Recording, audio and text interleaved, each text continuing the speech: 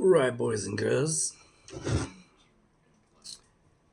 Coffee drenched discussions here, with the topic of the day being some kind of fucking monster, Metallica, infamous documentary that it almost seems like a mockumentary, but it's all too real and honestly frightening.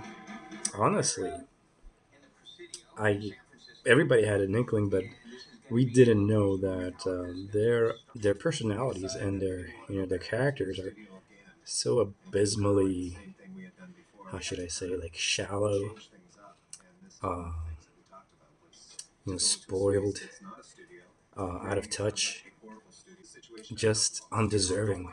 Ever since Cliff was taken from us, this band has been on a steady decline. And Justice for All was a great album because Cliff had a hand in shaping them up to that point, and I'm sure that they were even working on something.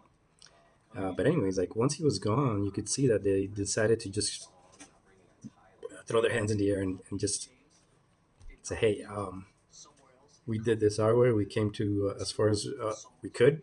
We hit a ceiling.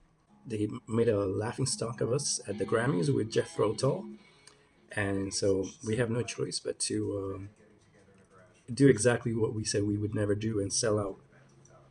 So they went ahead and they got Motley Crue. I think Bon Jovi, the cult producer of the big selling albums of those days, Bob Rock. Like, I can't believe that guy's name is actually Bob Rock. It's probably not, but it's a very like tacky name.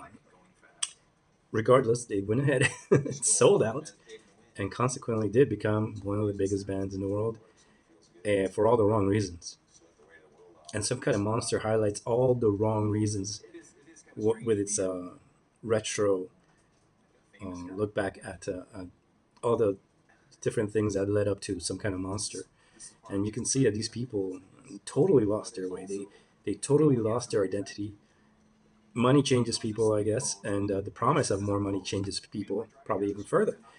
So it's a sad state of affairs when you see this kind of thing happening. And they say that capitalism is a great thing, and you can see James getting stopped by the fucking cops with his little toy, uh, I don't know, his Dragula, and it's like they're making all this money thanks to Bob Brock, but they don't deserve it. They basically are responsible for Nickelback, and if you don't have shit ass taste that Nickelback is the ultimate cringe FM friendly radio band. It should not exist. Bands like Creed should not exist. Disturbed should not exist.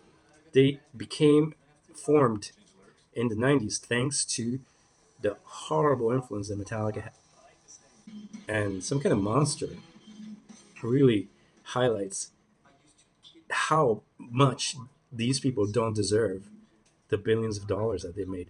All they did was they hired the right people to get them to perpetually make money, no matter what kind of absolute bullshit new music they put out there. Like, the new music is just an excuse to go out there on tour and milk the fans of their 80s work.